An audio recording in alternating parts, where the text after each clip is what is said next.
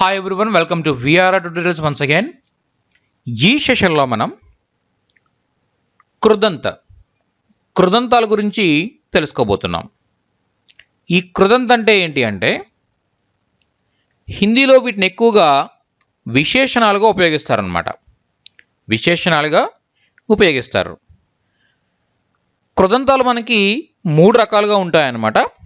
అవి వర్తమానకాలిక కృదంత్, భూత్కాలిక్ కృదంత్, అలాగే పూర్ణకాలిక్ కృదంత్.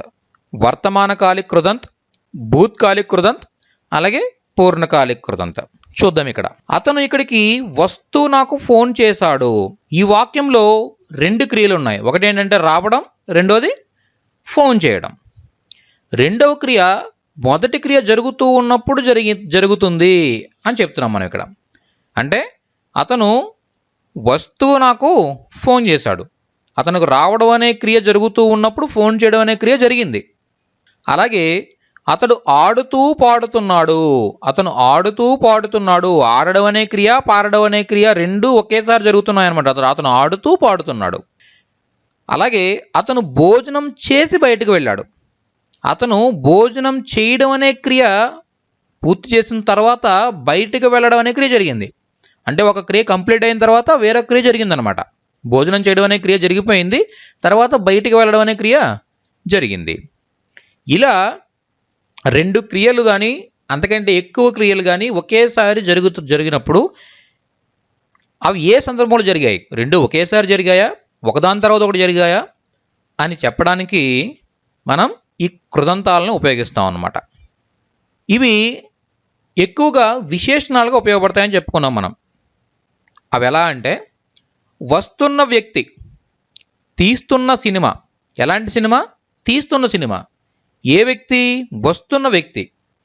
ఓకేనా? అంటే ఆ వ్యక్తికి సంబంధించిన డిస్క్రిప్షన్ ఇస్తుంది కాబట్టి అది అక్కడ మనం విశేషణం అవుతుందన్నమాట. అలాగే ఏ సినిమా? తీస్తున్న సినిమా. ఆ సినిమా ఏంటి అనేది దాని గురించి డిస్క్రిప్షన్ ఇస్తుంది కాబట్టి ఇది విశేషణంగా ఉపయోగపడుతుంది. వ్రాసిన ఉత్తరం. ఏ ఉత్తరం? వ్రాసిన ఉత్తరం. ఎగురుతున్న పక్షి, కొన్న కారు. ఇలా ఈ విధంగా హిందీలో కృదంతాలు ఉంటాయన్నమాట. ముందుగా మనం చెప్పుకున్నట్టుగా ఈ మూడు క్రియల్లో అంటే కృదంతాల్లో మొదటిది వర్తమానకాలిక కృదంత అన్నమాట. వర్తమానకాలిక కృదంత. ఉడ్తీ పతంకో దేకో.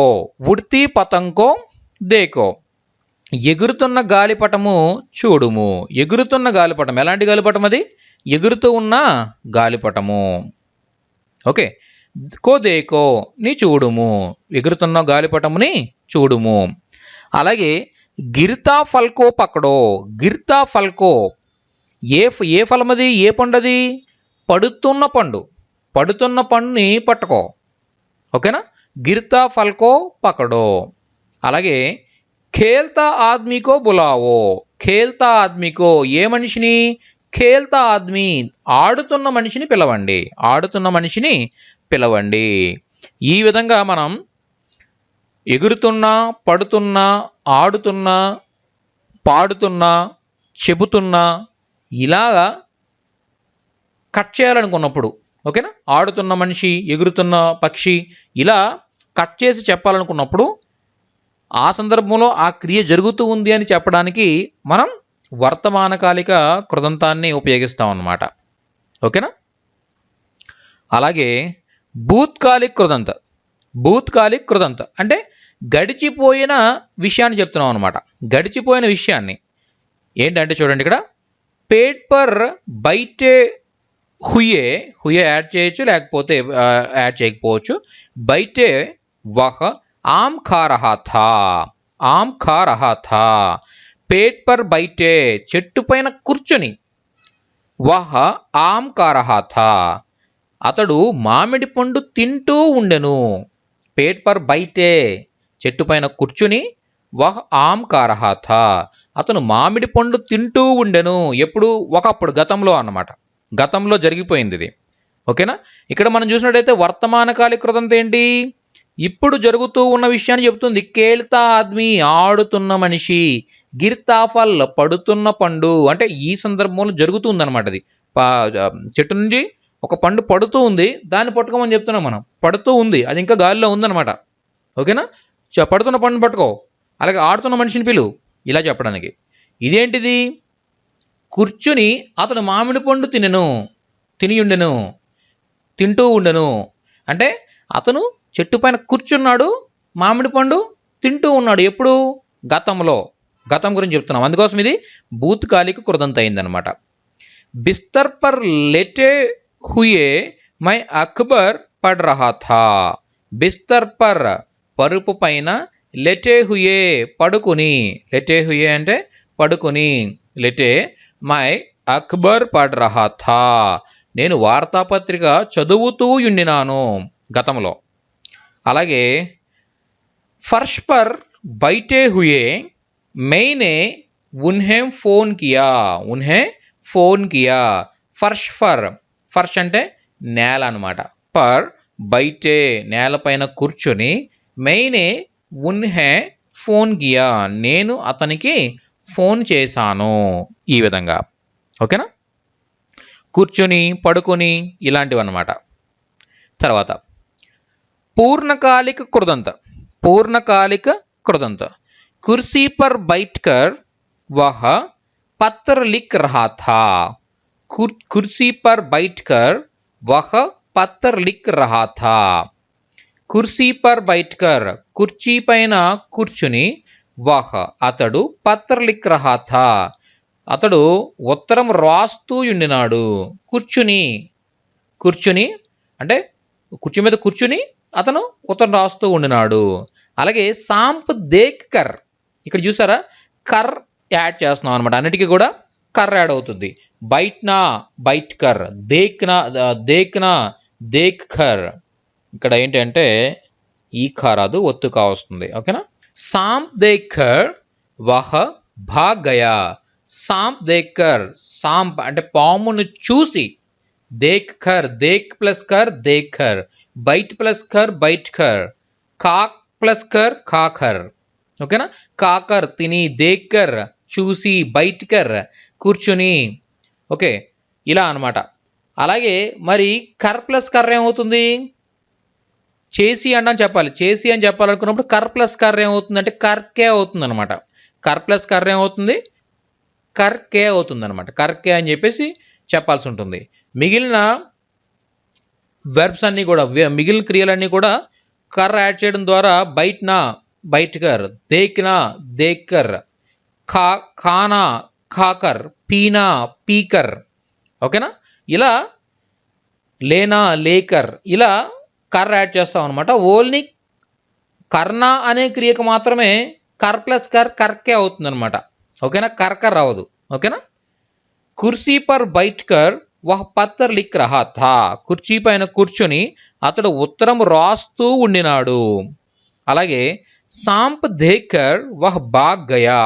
సాంప్ దేక్కర్ పామును చూసి, వహ్ అతడు భాగ్ గయా పారిపోయాడు. మేజ్ పర్ బైట్కర్ బల్లపైన కూర్చుని, వహ్ సబ్ కుచ్ దేక్ రహే థే. బల్లపైన కూర్చుని ఆమె అన్నీ చూస్తూ ఉండినది. బాఘ్ దేక్కర్ వహ్ కాంప్నే లగా. బాఘ్ దేక్కర్ పులిని చూసి, వహ్ అతడు కాంప్నే లగా వణకసాగాడు. నెక్స్ట్ గోలీ ఖాకర్. గోలీ అంటే తుపాకీ గుండు అనమాట. ఖాకర్ తుపాకీ గుండు అంటే తుపాకీ దెబ్బ తిని, షేర్ గిర్పడా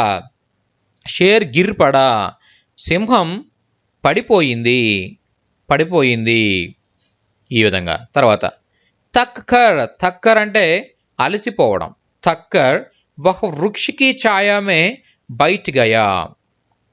తక్కర్ అలసిపోయి, వహ్ అతడు వృక్షకి ఛాయా మే చెట్టు నీడలో, బైట్ గయా కూర్చుండిపోయాడు.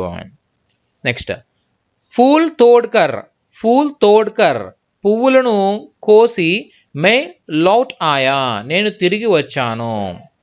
అలాగే కామ్ సమాప్త్ కర్కే, చూసారా కర్ ప్లస్ కర్ ఏమైంది ఇక్కడ? కర్కే అయింది. చూసారా? కామ్ समाप्त करके वह घर चला गया, वह घर चला गया.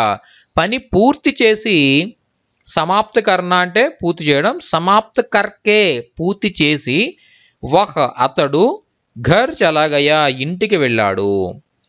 పులీస్ చోర్ కో పకడ్ కర్ థానే లే గయి. పులీస్ పోలీసులు చోర్కో దొంగని, పకడ్కర్ పకడ్న అంటే పట్టుకోవడం, పకడ్కర్ పట్టుకొని, థానే పోలీస్ స్టేషన్కి, లేగయి తీసుకు వెళ్ళారు. ఈ విధంగా इस किताब को पढ़कर मैंने बहुत कुछ सीखा हूँ.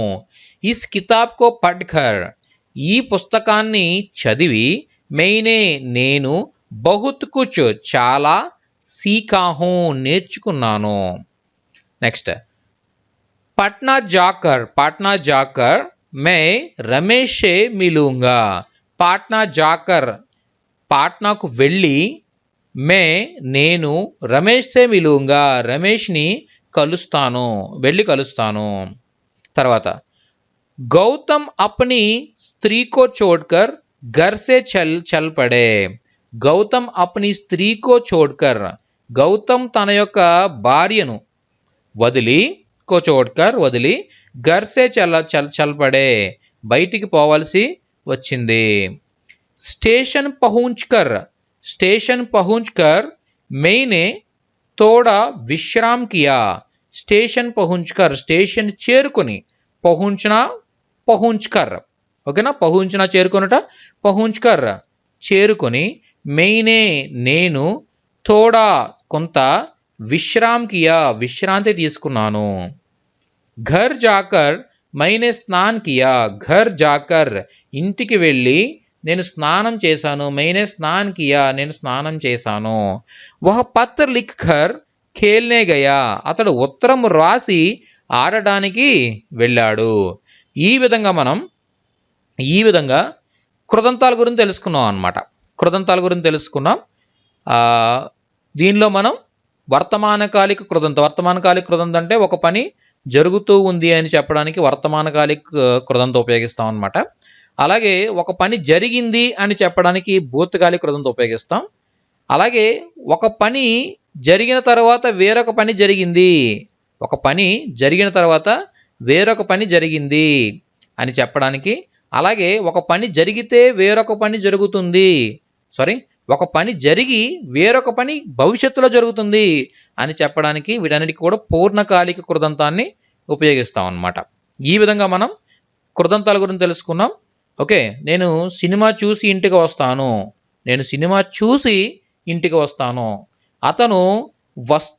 అతను ఇంటికి వస్తూ వారి పిల్లల కోసం బొమ్మలు కొన్నాడు.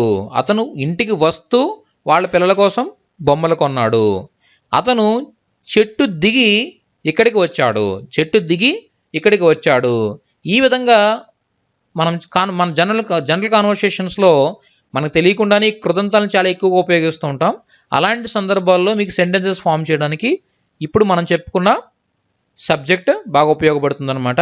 ఈ వీడియో ట్యుటోరియల్స్ మీకు ఉపయోగకరంగా అనిపించినట్టయితే ఈ వీడియో క్రింద లైక్ బటన్ ఉంటుంది, ఆ లైక్ బటన్ క్లిక్ చేయండి. అలాగే 10 మందికి ఈ వీడియోస్ ఉపయోగపడతాయి అనుకున్నప్పుడు ఈ వీడియో క్రింద షేర్ బటన్ ఉంటుంది, ఆ షేర్ బటన్ క్లిక్ చేయండి. అలాగే ఇంతకు ముందు అప్లోడ్ చేసిన లెసన్స్, అలాగే ఇక మీదట అప్లోడ్ చేయబోయే లెసన్స్ అన్నీ మీరు ఫాలో అవ్వాలనుకుంటున్నట్టయితే ఈ వీడియో క్రింద సబ్స్క్రైబ్ బటన్ ఉంటుంది, ఆ సబ్స్క్రైబ్ బటన్ క్లిక్ చేయండి.